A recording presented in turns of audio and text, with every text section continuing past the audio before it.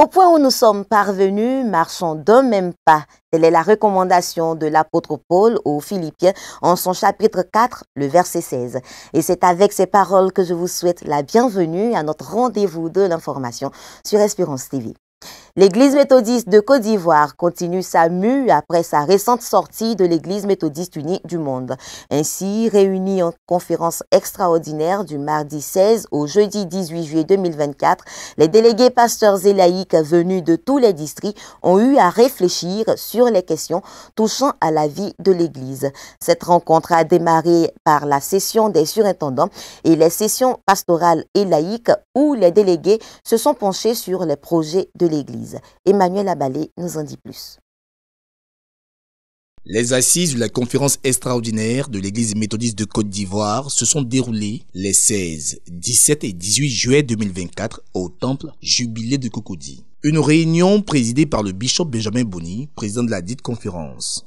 Cette assemblée au sommet de l'Église s'est ouverte par la session des surintendants avec une dévotion matinale dirigée par le révérend pasteur Akpa Lambert, surintendant délégué du district de Bongouanou.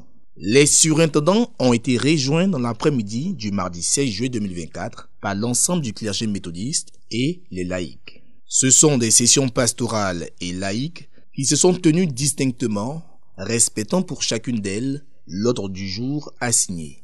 Du côté de la session pastorale, les questions qui ont prédominé étaient relatives aux réalités ecclésiastiques au sein de l'Église méthodiste de Côte d'Ivoire. Pour la plupart des délégués présents à cette session, c'est une ambiance fraternelle qui a prévalu. La session pastorale est relative aux différents problèmes concernant les pasteurs, aux différentes réalités concernant les pasteurs.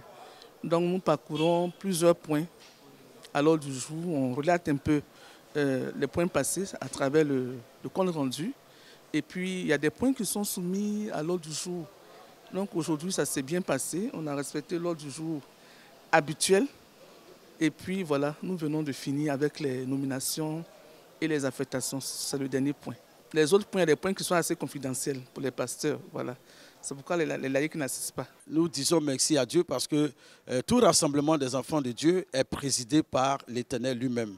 Nous disons merci pour les sujets qui ont été abordés à la section pastorale et nous voulons féliciter nos autorités qui ont permis à cette session pastorale de réfléchir sur les sujets, on allait dire les sujets brûlants, les sujets actuels. Donc, puisque c'est une affaire de section pastorale, nous rendons grâce à Dieu et nous disons merci au Seigneur parce que tout s'est bien passé. La session extraordinaire de juillet 2024 s'est passée dans une ambiance fraternelle, très conviviale. Elle était paisible. Dans l'ensemble, tout s'est bien passé. Et bon, nous sortons avec un cœur rempli de joie et avec l'espérance que l'Église se porte bien et se portera bien. Toutes les décisions ont été prises de manière unanime. Tout s'est bien déroulé, il n'y a pas eu d'opposition, il n'y a pas eu de difficultés. Et vraiment, nous bénissons le nom du Seigneur. Nous sommes devenus maintenant Église méthodiste. Je pense que nous sommes vraiment fiers de l'être et nous devons assumer notre responsabilité en tant que pasteur, en tant qu'ouvrier, pour aller à la recherche des brebis. Au niveau des laïcs, l'accent a été mis sur différents projets en cours de réalisation, à savoir le projet Sokrobo, la polyclinique Espérance, entre autres, et à côté de cela, le compte-rendu de certaines structures et institutions de la conférence. L'Église a demandé au Conseil de bien vouloir étudier la possibilité, la faisabilité de la transformation de l'hôtel Espérance en hôpital. Nous avions eu des réunions et pour cela, nous avions eu d'abord à faire un état des lieux qui a été suivi des activités du Conseil de santé qui a été renforcé à cette occasion avec le responsable du patrimoine de notre Église et un cabinet spécialisé avec lequel nous avons travaillé. J'avoue, nous sommes très heureux par rapport à tout ce qui a été fait, tout ce qui a été dit, tout ce qui a été adopté, surtout au niveau des statuts règlements intérieurs, au niveau du conseil des propriétés. Cela va régler beaucoup de situations, cela va permettre à nos collaborateurs de se mettre au travail et de faire des rapports, de prendre des dispositions pour qu'on ait des terrains, qu'on ait des lieux de culte et que partout où on sera, les gens puissent savoir que nous sommes là pour l'Église et que l'Église maintenant doit avoir des papiers et tout ce qu'il faut qui accompagne l'Église. C'est aux environs de 18h30 que les différentes sessions ont été abrogées pour les poursuivre les jours à venir. Dans la suite de la conférence extraordinaire de ce mois de juillet, les délégués pasteurs et laïcs se sont retrouvés en session plénière pour continuer les discussions. À cette occasion, la nouvelle identité visuelle de l'Église a été présentée. Celle-ci est fondée sur la parole de Dieu, comme l'explique la directrice générale de la communication dans cet élément de Daniel Kragui. L'Église méthodiste de Côte d'Ivoire, dans son évolution, amorce un nouveau changement. Après les récents événements qu'elle a traversés, marqués par son retrait de l'Église méthodiste du monde et sa nouvelle dénomination, elle s'est attribuée une nouvelle identité visuelle. À la faveur de la 19e conférence annuelle extraordinaire de notre Église, tenue du 16 au 18 juillet 2024, le nouveau logo a été présenté aux délégués pasteurs et laïcs. Voici le logo qui a été retenu par le bureau de la conférence de l'Église. Vous voyez apparaître donc 3 éléments principaux. La croix représentant le sacrifice de Jésus-Christ pour le salut de l'humanité.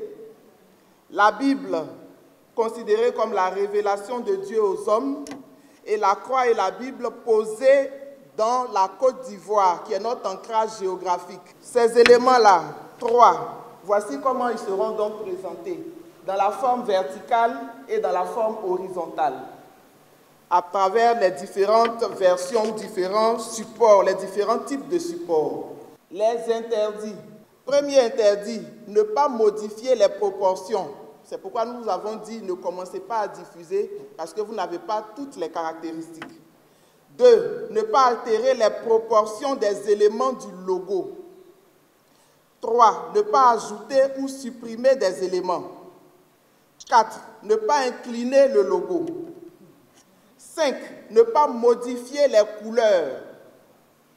6. Ne pas réduire le logo en dessous de 5 cm. 7. Ne pas changer la typographie. Et enfin, dernier point, ne pas mettre d'ombre autour de la carte ou dans la carte. Les couleurs, vous l'avez bien compris, il y a la couleur verte, la couleur de la croix, à la fois bois et or, pour représenter la royauté. Et les différentes applications que nous vous proposons, que nous vous suggérons. Voici donc quelques applications, papier en tête. Vous avez des cartes de visite. On avance. Vous avez donc et le papier en tête et les cartes de visite et même le courrier. Puis, vous avez donc t-shirt avec le logo. Et puis, dernière application, vous avez les écharpes, les tasses, etc., etc. De cette nouvelle identité visuelle, il est recommandé aux utilisateurs de respecter les consignes du logotype et d'éviter certaines déformations. Le logo obéit à un certain nombre de caractéristiques qui vont être partagées par vos communicateurs que vous avez outillés et que vous avez mis en place pour vous accompagner dans ce genre de cas spécifique. À eux, tous les éléments caractéristiques seront communiqués. Et sur la base donc des éléments qui vont leur être donnés, vous pourrez aisément utiliser votre nouveau logo. C'est pour éviter que nous allions dans tous les sens. Nous sommes une communauté qui est nouvelle aujourd'hui et il est bon que dans notre identité visuelle, nous marchions aussi d'un même pas. Qu'on ne voit pas un logo transformé ici, qu'on ne voit pas une couleur différente ici, ça ne fait pas bonne presse. Occasion pour le bishop Benjamin Boni d'expliquer la portée spirituelle du nouveau logo pour l'Église méthodiste de Côte d'Ivoire. Il faut donc que nous croyions personnellement et fermement en Jésus-Christ qui nous a pardonné, qui nous a sauvés à la croix. Vous voyez, la croix et la Bible se touchent pour dire, on ne peut pas se dire chrétien, né de nouveau enfant de Dieu, si on ne respecte pas, si on n'observe pas la parole de Dieu. Dans toutes les décisions que nous avons à prendre, de manière personnelle, de manière familiale, communautaire, donc en tant qu'Église, nous veillerons, n'est-ce pas, à conformer nos décisions à la parole de Dieu. C'est extrêmement important. La couleur verte, qui est la couleur de l'espérance, pour dire que quelle que soit l'impétuosité du vent, le Seigneur Jésus-Christ sera toujours avec nous, dans tous les combats. Croyons cela. Voilà donc le nouveau logo de l'Église. Cette nouvelle étape franchie, l'Église méthodiste de Côte d'Ivoire s'engage en toute responsabilité à poursuivre sa marche en suivant les préceptes du Seigneur Jésus-Christ, l'espérance du monde. Les assises de la 19e conférence annuelle extraordinaire de juillet 2024 ont permis de statuer sur plusieurs sujets, notamment le cas des frères et sœurs de l'Église méthodiste protestante qui avaient quitté l'Église. Il s'agissait d'étudier les conditions de leur réintégration. Les précisions avec Emmanuel Abali. À l'issue de la dernière conférence extraordinaire du 13 juin 2024 qui a décidé à l'unanimité du changement de dénomination de l'Église méthodiste unique Côte d'Ivoire en Église méthodiste de Côte d'Ivoire, les sessions plénières de la conférence de juillet 2024 tenues au sein du jubilé de Cocody a remis au goût du jour cette question. Un comité ad hoc a été mis sur pied, dirigé par le très révérend pasteur Philippe Adjobi. Il a s'agi, au cours de la séance plénière, pour le comité ad hoc d'exposer une proposition de nouveaux statuts et règlements généraux pour l'Église méthodiste de Côte d'Ivoire. Après lecture et amendement des délégués pasteurs et laïcs, il en ressort les décisions suivantes. Nous nous sommes mis au travail sous recommandation de la conférence et nous avons passé en revue donc les textes existants pour les adapter à notre nouvelle situation de nouvelle dénomination. Il reste maintenant à les compléter avec les règlements généraux. D'ici fin novembre, nous serions en mesure, par la grâce de Dieu, de revenir devant la conférence pour lui proposer le complément donc, des statuts. Autre point important à l'ordre du jour de la session plénière, le retour des pasteurs, catéchistes et fidèles de l'Église protestante méthodiste sortis de l'Église méthodiste de Côte d'Ivoire pour des questions doctrinales. À cette préoccupation, un groupe de contact a été mandaté par le bishop Benjamin Boni pour une approche pacifique, bienveillante et conciliante pour le retour à la maison des frères et sœurs. Il s'est agi d'abord pour nous de nous ouvrir pour accueillir les 7 pasteurs que nous connaissions, mais au décompte, nous avons reçu la volonté de réintégration fermement exprimée de 4 parmi eux qui ont décidé de rejoindre l'Église sans condition. Ces 4 pasteurs ont ensuite, à l'occasion, plaidé en faveur d'autres frères et sœurs qui, dans leur organisation d'Église, ont été appelés au Saint-Ministère et à d'autres fonctions et responsabilités en leur sein. Nous avons fait l'effort de sortir de tout sentiment d'adversité, de nous regarder comme des frères et des sœurs, d'éviter dans nos propos les paroles ou les mots qui blessent et de rechercher à tout moment ce qui peut nous affranchir avec une volonté forgée d'aller effectivement à la réconciliation et à la paix pour l'unité de notre Église. Une nouvelle bien accueillie par les participants. L'arrivée de nos frères, c'est une très bonne nouvelle. Le temps de la paix est arrivé et ce temps de paix s'impose à chacun d'entre nous. Et nous avons le devoir de pardonner à tous ceux qui viennent demander pardon auprès de nous. C'est un devoir purement chrétien. Et je crois que nous avons fait ce que nous avons à faire pour que l'Église soit unifiée. Et nous bénissons le nom du Seigneur pour tout ce qui s'est passé. Et nous rendons grâce à Dieu pour tous nos frères qui viennent et qui vont nous aider à faire avancer l'œuvre de Dieu. Désormais, nous serons tranquilles et nous sommes fiers d'être méthodistes de Côte d'Ivoire. Partout où je vais passer, j'aurai la tête haute. Nous gardons ce que nos ancêtres, notre père John Wesley, nous a laissé comme héritage. Et nous respectons cela jusqu'à ce que nous soyons un jour au ciel avec lui. Notre église est une église où il règne la démocratie les idées des uns et des autres sont écoutées, discutées, ensuite votées. Et donc c'est ce que nous avons suivi et c'est pour ça que cette journée a été très longue, surtout sur les discussions concernant le nouveau statut. Pour le comité de pilotage de cette action, une lueur d'espoir pointe à l'horizon. L'Église méthodiste de Côte d'Ivoire veut ainsi redorer le blason de la probité qui est la sienne. La conférence annuelle extraordinaire a vu l'affectation de pasteurs et la nomination de laïcs à de nouveaux postes de responsabilité pour servir dans l'Église. La nouvelle promotion de pasteurs sortis de l'Institut supérieur de théologie d'Abadjan-Doumé a également reçu sa délégation pastorale. La conférence extraordinaire de juillet 2024 a été marquée par des affectations, des montées en grade et des nominations des pasteurs et laïcs de l'Église méthodiste de Côte d'Ivoire. Grand B nomination au grade de très révérend, révérend pasteur Denis Jérôme, révérend pasteur Philippe Dagba Diplo, révérend pasteur Marlise Nti épouse Kofi, révérend pasteur Catherine Soupi Hachi épouse Sokosu.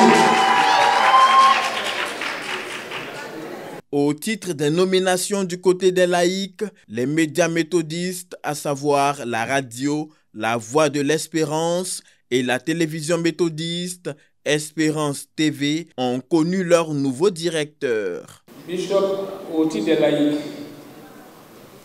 A. Directeur de l'Espérance TV, M. Maxime Zokoto. B. Directeur de la radio La Voix d'Espérance, M. Serge Pacom Nguessan. Au moment où nous prenons pour la première fois la parole devant l'Assemblée en tant que directeur de l'Espérance TV, je voulais d'abord rendre grâce à Dieu et dire sincèrement merci au Bishop pour la confiance à nous renouveler. Je pense que nous, à notre niveau, nous nous engageons à ne pas vous décevoir, à ne pas décevoir le peuple de Dieu. Et nous ferons tout pour que la visibilité de l'Église soit. Au cours des assises, 10 pasteurs proposants, dont 9 hommes et 1 femme, ont été présentés aux délégués à cette conférence. Ils ont reçu des mains du bishop Benjamin Boni, président de la conférence annuelle de l'Église méthodiste de Côte d'Ivoire, leur délégation pastorale et le port du col clérical pour exercer leur ministère. Un instant tant attendu qui a réjoui le cœur de ces nouveaux bergers. Le parcours n'a pas été facile, mais Dieu a toujours été avec nous. 3 années à l'ISTA, c'était comme un saut dans l'inconnu, mais Dieu a été avec nous. Aujourd'hui, nous rendons grâce à Dieu. L'Église, avec nos familles, nous célèbre et nous accueille comme pasteur proposant.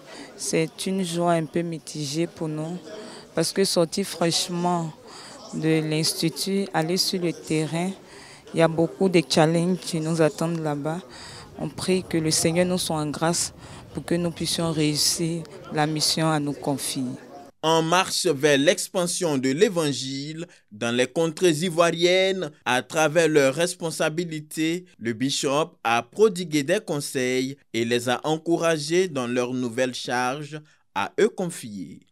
Bien de conseils vous ont été prodigués sur l'essentiel de la mission, sur les exigences de la mission, par ces temps qui courent, au plan spirituel avant tout. Seule l'intimité avec le Seigneur, par une foi solide en lui, par la prière instante et constante, par la lecture et la méditation de la parole de Dieu, Dieu seul nous donne la capacité d'action. La victoire, vous l'avez par Jésus-Christ, votre Seigneur et votre Sauveur personnel. Cette conférence extraordinaire tenue les 16, 17 et 18 juillet 2024 restera à jamais gravée dans les annales de l'histoire de l'Église méthodiste de Côte d'Ivoire. Un autre chapitre au niveau de l'actualité nationale. La ville de Yamoussoukro a abrité les journées inaugurales des mandats municipaux et régionaux. La cérémonie de lancement qui a eu lieu ce jeudi 18 juillet vise à mettre officiellement en mission les élus locaux en matière de développement. C'était en présence de Koné Tiemoko Méliette, vice-président de la République de Côte d'Ivoire. Les présidents de conseils régionaux et les maires à l'honneur ce jeudi à la mairie de Yamoussoukro. Pour le lancement des journées inaugurales des mandats municipaux et régionaux, ils sont venus des 4 coins du pays. Cette cérémonie qui nous rassemble ce jour vise à mettre officiellement en mission les élus locaux que nous sommes, en nous déclinant la vision du président de la République en matière de développement local. C'est donc avec impatience que nous attendons les instructions et le moment où Monsieur le vice-président nous confiera officiellement, au nom de Monsieur le Président de la République, la mission déterminante de conduire le développement de notre territoire national. Pour le président de l'RDCI, Eugène Akaouélé, cette approche devrait permettre de relever les défis auxquels font face les élus locaux. Cette rencontre avec vous, Excellence, Monsieur le vice-président de la République, est une volonté politique affichée qui contribuera à impulser une nouvelle dynamique au développement socio-économique de nos territoires pour le bonheur de nos populations. Des mots soutenus par le ministre de l'Intérieur qui engage les élus à faire preuve d'innovation pour mener à bien leur politique de développement dans leur localité. Les journées inaugurales des mandats municipaux et régionaux 2023-2028 sont organisées dans le but de marquer de manière solennelle le début des nouvelles mandatures en mettant officiellement en mission les élus locaux. Elle vise en outre à les outiller davantage dans l'optique de les aider à réussir leur mission dans l'intérêt des populations. Et cela passe notamment par la compréhension accrue de l'écosystème décentralisé ivoirien dans lequel ils évoluent et qui s'avère relativement normé et en pleine forme. Président de cette rencontre, le vice-président de la République au nom du chef de l'État a salué la politique de décentralisation en marche en rappelant ses exigences de transparence et de bonne gouvernance. L'évolution du processus de décentralisation au cours de la dernière décennie apporte une réponse concrète à la problématique de développement inclusif et de prospérité partagée à travers tout le pays. Malgré ces progrès, des défis importants demeurent, vous l'avez souligné, notamment en ce qui concerne le financement des besoins des collectivités, la gestion appropriée des ressources au niveau décentralisé et le renforcement des capacités de gestion des acteurs locaux. Ces défis nécessitent une réponse stratégique continue et adaptée en vue d'assurer le succès à long terme de notre démarche de gouvernance locale. Je tiens à encourager chacun d'entre vous à renforcer votre engagement continu et votre participation effective au processus de décentralisation.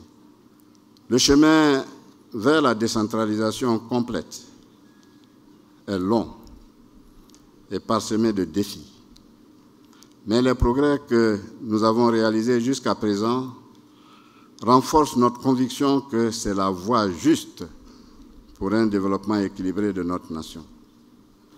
Je vous exhorte à tirer le meilleur parti de ces assises afin de faire de vos collectivités des modèles de progrès pour le bien-être des citoyens. Tiemoko Méliette appelle à des travaux studieux pour des résultats efficaces. Toujours dans l'actualité nationale, la représentante du PNUD, le programme des Nations Unies pour le développement, est en fin de mission en Côte d'Ivoire. Avant son départ, elle a été reçue en audience par le Premier ministre Robert Begré-Mambé après plus de 4 années d'exercice.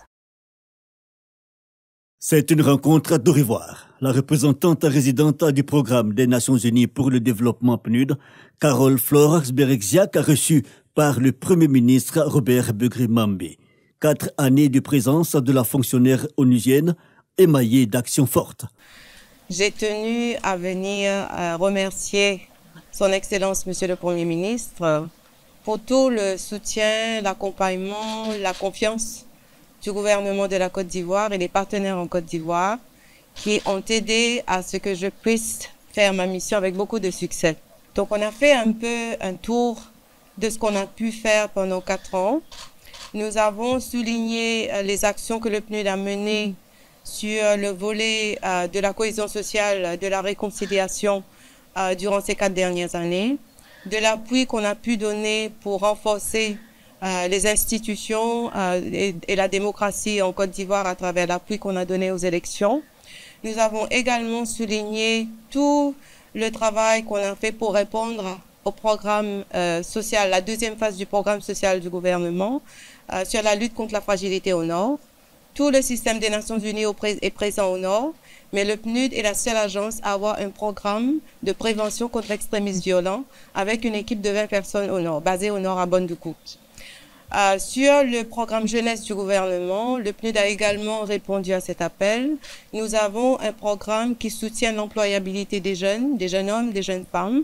Carole Flores-Mérixiac a aussi souligné l'intervention significative et l'engagement accru en faveur de la lutte contre le dérèglement climatique par l'accès au financement vert, entre autres. Avant de prendre congé du chef du gouvernement, la représentante résidente a noté que le PNUD aura son nouveau responsable connu à la mi-août 2024. Nous restons dans l'actualité nationale pour parler cette fois de la 18e édition du concours national de Miss Mathématiques qui s'est achevée avec l'élection de Kwame Amenan Grace Doriane comme nouvelle reine. Avec une moyenne de 12,50 sur 20, Kwame Amenan Grace Doriane est élève en classe de terminale C au lycée scientifique de Yamoussoukro. Elle sort de ce concours qui a vu la participation de 638 candidates avec plusieurs lots, dont une bourse d'études d'une valeur de 30 millions de francs CFA. Hors de nos frontières, alors que la guerre au Soudan continue de faire des victimes avec au moins 9 millions de déplacés, les États-Unis annoncent une aide humanitaire estimée à 203 millions de dollars. Les États-Unis s'engagent à verser 203 millions de dollars d'aide au Soudan dans l'objectif d'éviter un enlisement régional de la crise que connaît ce pays. L'annonce est faite par l'ambassadrice des Nations Unies, Linda Thomas-Greenfield.